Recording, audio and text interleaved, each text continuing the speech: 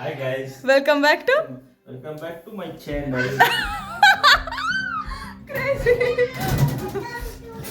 ಏನೋ ಖುಷಿ ಆಗುತ್ತೆ ಅವರು ಅವ್ರ ಥರ ಮಿಮಿಕ್ ಆರ್ ಸಮಥಿಂಗ್ ನಾವು ಹೇಳ್ತಿರೋದನ್ನ ಹೇಳಿದ್ರೆ ತುಂಬ ಚೆನ್ನಾಗಿರುತ್ತೆ ಗೈಸ್. ಎಷ್ಟಕ್ಕೆ? ಓ ಜಾಸ್ತಿ ತಗೊಂಡ್ಬಿಟ್ಟಿದ್ಯ ಮಗು. 70ಗೆ 53.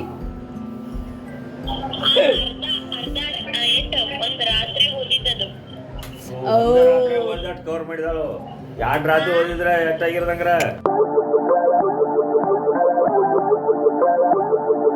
ಸರಿ ಸರಿ, ಹತ್ರ ಬಂದೈತಂಗ್ರ ಎಕ್ಸಾಮ್ ಸೀರಿಯಸ್ಲಿ ಓದಂಗ್ರ. ನಮ್ಮ ನಾರ್ತ್ ಸ್ಟೈಲಲ್ಲಿ ನಿಮಗೊಂದು ಚಟ್ನಿ ರೆಸಿಪಿ ತೋರಿಸ್ಬೇಕು ಅಂತ ಈ ಗಾರ್ಲಿಕ್ ಚಟ್ನಿ ತೋರಿಸ್ತಾ ಇದ್ದೀನಿ. ಇಲ್ಲಿ mainly garlic, red chillies, salt, jeera and raw tamarind, coriander ಬೇಕು. ರೆಡ್ ಚಿಲ್ಲೀಸ್ನ ನಾವು ಸುಟ್ಟಿರಬೇಕು ಆರ್ ಫ್ರೈ ಮಾಡ್ಕೊಂಡಿರಬೇಕು ಎಣ್ಣೆಯಲ್ಲಿ. ಆ್ಯಂಡ್ ಒಂದು ಮಿಕ್ಸಿ ಜಾರಿಗೆ ಅವನ್ನೆಲ್ಲನೂ ಹಾಕಿ ಡೈರೆಕ್ಟ್ನ ರುಬ್ಬಿ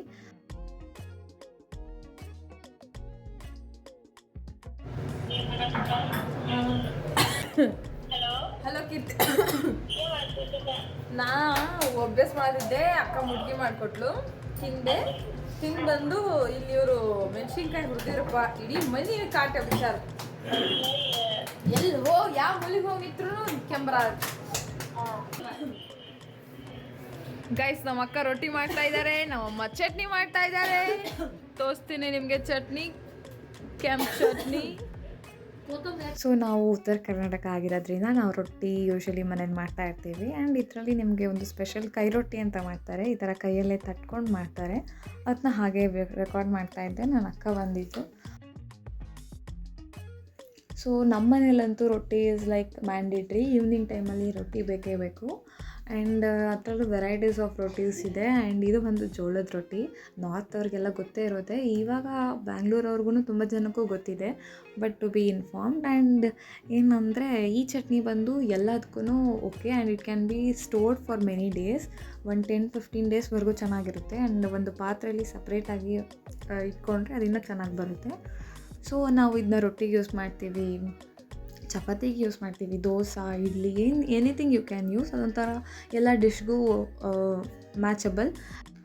ಈ ಚಟ್ನಿಯಲ್ಲಂತೂ ತುಂಬ ಹೈಪ್ ಇದೆ ನಮ್ಮ ಸೈಡಲ್ಲಿ ಆ್ಯಂಡ್ ಆಲ್ಸೋ ಎಲ್ಲ ಕಡೆನೂ. ಬಿಕಾಸ್ ಇದೊಂಥರ ಟೇಸ್ಟ್ ಬಡ್ಸ್ಗೆ ತುಂಬ ಅಟ್ರ್ಯಾಕ್ಟ್ ಆಗೋಗುತ್ತೆ.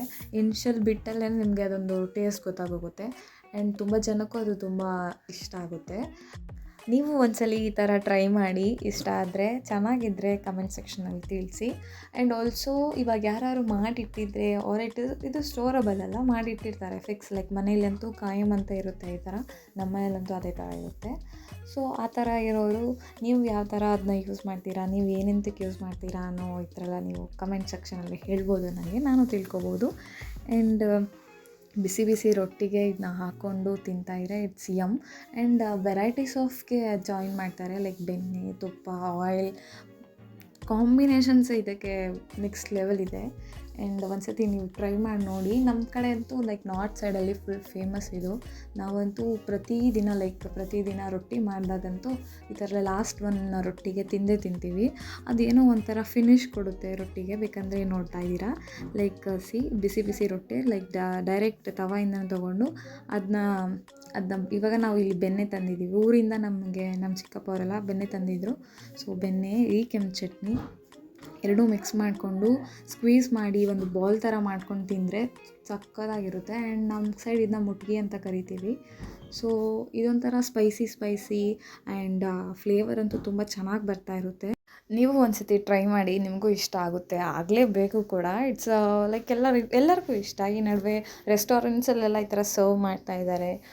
ಸೊ ಇದು ಸ್ಪೈಸಿ ಬಾಲ್ ಆಗಿರೋದ್ರಿಂದ ಎಲ್ಲರಿಗೂ ಇಷ್ಟ ಆಗೇ ಆಗುತ್ತೆ. ಬಿಕಾಸ್ ಇದರಲ್ಲಿ ಎಲ್ಲ ಥರ ಸ್ಪೈಸಿ, ಸ್ವೀಟ್ನೆಸ್, ಖಾರ ಎಲ್ಲ ಥರ ಇರುತ್ತೆ. ಫ್ರಮ್ ಚಿಕ್ಕ ವಯಸ್ಸಿಂದ ದೊಡ್ಡವರು ಕೂಡ ತಿಂತಾರೆ. ನಮ್ಮ ಮನೇಲಂತೂ ನಾವೆಲ್ಲರೂ ತಿಂತೀವಿ, ಎಲ್ರಿಗೂ ಇಷ್ಟವೇ. ಸಪ್ರೇಟ್ ಮಾಡೋ ಬದಲು ಎಲ್ರಿಗೂ ಒಂದೊಂದು ತುತ್ತು ತಿಂದ್ರೂ ಅದೊಂಥರ ಫಿನಿಶ್ನೆಸ್ ಕೊಡುತ್ತೆ. ಇದು ನಮ್ಮ ಮನೆ ಅಡುಗೆ ಮನೆ. ಇಬ್ಬರು ಸೇರಿ ಅದನ್ನ ರಾಧ ಅಂತ ಮಾಡಿಟ್ಟಿದ್ದಾರೆ. ನಾನು ಎಷ್ಟು ಚೆನ್ನಾಗಿ ಇಟ್ಕೋತಿದ್ದೆ ಗೊತ್ತಾ ಗೈಸ್. ನೋಡಿ ಗೈಸ್, ಓವರ್ ಬಿಲ್ಡಪ್ ಅಂತೆ ಇಲ್ಲಿ ಇವ್ರದ್ದು aesthetic. Thank you so much. ನನಗೆ ಎಕ್ಸಾಮ್ಸ್ ನಡೀತಾ ಇತ್ತು. ಪಾಪ ನಮ್ಮ ಅಕ್ಕ ಮಾಡಿಕೊಂಡು ಕೊಟ್ಟರು ಆ್ಯಂಡ್ ಅದೇ ಟೈಮಲ್ಲಿ ತಿಂದ್ಕೊಂಡು ಹಂಗೆ ವಿಡಿಯೋ ಮಾಡ್ತಾಯಿದ್ದೆ. ಓದ್ತಾ ಇದ್ದೆ ನಾನು ರೂಮಲ್ಲಿ, ಅಲ್ಲೇ ತಿಂದ್ಕೊಂಡು ಹಂಗೆ ನಿಮಗೆ ರಿವ್ಯೂ ಹೇಳೋಣ ಅಂತ ಹೇಳ್ತಾ ಇದ್ದೆ. ಇವತ್ತು ಚವಳಿಕಾಯಿ ಪಲ್ಯ ಆ್ಯಂಡ್ ಒಂದು ಕಡೆ ಮುಟ್ಟಿಗೆ, ಇದು ಸ್ವಲ್ಪ ಡ್ಯಾಮೇಜ್ ಆಗೋಗಿದೆ. ಆ್ಯಂಡ್ ಈ ಕಡೆ ಶೇಂಗಾ ಹಿಂಡಿಗೋಸ್ಕರ ರೆಡಿ ಆಗ್ತಾ ಇದೆ. ಒಂದು ಕಡೆ ಚಟ್ನಿ ಆಗಿದೆ, ಇಟ್ಸ್ ಕೆಂಪು ಚಟ್ನಿ ಗೈಸ್. ರೆಸಿಪಿ ಬೇಕಂದರೆ ನನಗೆ ಕಮೆಂಟ್ ಮಾಡಿ, ನಾನು ಹಾಕ್ತೀನಿ. ಆ್ಯಂಡ್ ಇನ್ನೊಂದು ಕಡೆ ರೊಟ್ಟಿ ನಡೀತಾಗಿದೆ, ಬಿಸಿ ಬಿಸಿ ಜೋಳದ ರೊಟ್ಟಿ. ಇದು ನಾಳೆಗೋಸ್ಕರ ಗೈಸ್. ಸೊ ನನಗೆ ಒಂಥರ ಕುಕ್ಕಿಂಗ್ ಅಂದರೆ ತುಂಬ ಇಷ್ಟ. ನನಗೆ ಎಕ್ಸಾಮ್ಸ್ ಇದ್ದರು, ಇಲ್ಲ ಫ್ಯಾಮಿಲಿಯಲ್ಲಿ ಯಾರೋ ಬಂದಿದ್ದರು ಮನೆಗೆ, ಯಾರು ಬರಲಿ, ನನಗೆ ಒಂಥರ ಅಡುಗೆ ಮಾಡಬೇಕು ಅನ್ನೋದು ತುಂಬ ಇಂಟ್ರೆಸ್ಟ್ ಇರುತ್ತೆ. ಸೊ ಅದೇ ಥರ ಅವತ್ತೊಂದು ಸಾಂಬಾರು ಮಾಡ್ತಾಯಿದ್ದೆ. ಹಾಗೆ ರೆಕಾರ್ಡ್ ಮಾಡೋಣ ಅಂತ ರೆಕಾರ್ಡ್ ಮಾಡಿದೆ. ಏನಾಗುತ್ತೆ ಅಂದರೆ ನನ್ನ ಎಕ್ಸಾಮ್ ಟೈಮಲ್ಲೇ ನನ್ನ ಕಸಿನ್ಸ್ ಎಲ್ಲ ಬಂದುಬಿಡ್ತಾರೆ. 10th ಟೈಮಲ್ಲೂ ನನ್ನ ಕಸಿನ್ಸ್ ಬಂದಿದ್ದರು, ಆಲ್ಸೋ 12th ಟೈಮಲ್ಲೂ ನನ್ನ ಕಸಿನ್ಸ್ ಇದ್ದರು. ಆ್ಯಂಡ್ ಈ ಸತಿನೂ ನನ್ನ ಕಸಿನ್ಸ್ ಎಲ್ಲ ಬಂದಿದ್ದರು. ಬಿಟ್ ಕನ್ಫ್ಯೂಸ್ಡ್ ನಾನು. ಆ ಕಡೆ ಫೋಕಸ್ ಮಾಡಲ್ಲ, ಈ ಕಡೆ ಎಕ್ಸಾಮ್ ಕಡೆ ನೋಡ್ಕೊಳ್ಳ ಅಂತ. ಅವ್ರಿಗೂ ಟೈಮ್ ಕೊಡೋಕ್ಕಾಗದೆ, ಎಕ್ಸಾಮ್ಗೂ ಪ್ರಾಪರಾಗಿ ಓದೋಕ್ಕಾಗದೆ ಆಗ್ತಾಯಿತ್ತು. ಬಟ್ ಫೈನ್, ನಾನು ಹೆಂಗೋ ಎಕ್ಸಾಮ್ಸ್ನೆಲ್ಲ ಚೆನ್ನಾಗಿ ಕ್ಲಿಯರ್ ಮಾಡಿದೆ. ಆ್ಯಂಡ್ ಆಲ್ಸೋ ಈಸಿನೇ ಇತ್ತು ಈ ಸಲ. ಆ್ಯಂಡ್ ನಂದು ಇದು 3rd ಸೆಮ್ ಆಗಿರೋದ್ರಿಂದ ಸ್ಟಾರ್ಟಿಂಗ್ ಆಫ್ ದಿ ಕೋರ್ಸ್ ಸ್ವಲ್ಪ ಕಷ್ಟ ಇರುತ್ತೆ. ಚೆನ್ನಾಗೇ ಹೋಗಿದೆ. And hoping for the best for 4th sem. And education wise ತುಂಬ ಫೋಕಸ್ಡ್ ಆಗಿದ್ದೀನಿ ನಾನು. ಅದಕ್ಕೋಸ್ಕರ ನನಗೆ ಈ ಸತಿ ಲಾಸ್ಟ್ ಫ್ಯೂ ವೀಕ್ಸಿಂದ ನಾನು ರೆಕಾರ್ಡ್ ಮಾಡೋಕ್ಕಾಗಿಲ್ಲ, ಪೋಸ್ಟ್ ಮಾಡೋಕ್ಕಾಗಿಲ್ಲ. I am sorry for that. ನಾನು ಇನ್ನೂ ಕನ್ಸಿಸ್ಟೆನ್ಸಿಯಾಗಿ ವರ್ಕ್ ಮಾಡ್ತೀನಿ. ಆ್ಯಂಡ್ ಆಲ್ಸೋ ನನಗೆ ಕಂಟೆಂಟ್ ಏನೇನು ಮಾಡ್ಬೋದು ಅಂತ ನೀವು ಕಮೆಂಟ್ ಸೆಕ್ಷನಲ್ಲಿ ಹೇಳಿ. ಮೇ ಬಿ ಕುಕ್ಕಿಂಗ್ ಅಂದರೆ ನನಗೆ ಒಂಥರ ನೆಮ್ಮದಿ ಅಂದ್ಕೊಳ್ಳಿ. ಕುಕ್ಕಿಂಗ್ ಮಾಡ್ತಾ ಇದ್ದಾಗ ಅದೇನೋ ಒಂಥರ ಪೀಸ್ ಆಫ್ ಮೈಂಡ್ ಸಿಗುತ್ತೆ. ನಾನು ಸ್ಟ್ರೆಸ್ಸಲ್ಲಿದ್ದಾಗ ಕುಕ್ ಮಾಡ್ತೀನಿ, ಬೇಜಾರಲ್ಲಿದ್ದರೂ ಕುಕ್ ಮಾಡ್ತೀನಿ, ಹ್ಯಾಪಿಯಾಗಿದ್ದರೂ ಕುಕ್ ಮಾಡ್ತೀನಿ. ಎನಿಥಿಂಗ್ ನನಗೆ ಬೇಕು ಅಂದರೆ ಮಾತ್ರ ನಾನು ಕುಕ್ ಮಾಡೋದು. ನಮ್ಮ ಅಮ್ಮ ಬೈತಾ ಇರ್ತಾರೆ ನನಗೆ, ಬಿಕಾಸ್ ನನ್ನ ತಂಗಿ ಚೆನ್ನಾಗಿ ಮಾಡ್ತಾಳೆ. ಸೊ ಅವಳು ಯಾವಾಗಾದರೂ ಮಾಡ್ತಾಳೆ, ಅವಳಿಗೆ ಇಷ್ಟ ಇಲ್ಲಿ ಬಿಡಲಿ, ಎನಿಥಿಂಗ್ ಸುಮ್ಮನೆ ಟ್ರೈ ಮಾಡ್ತಾ ಇರ್ತಾಳೆ.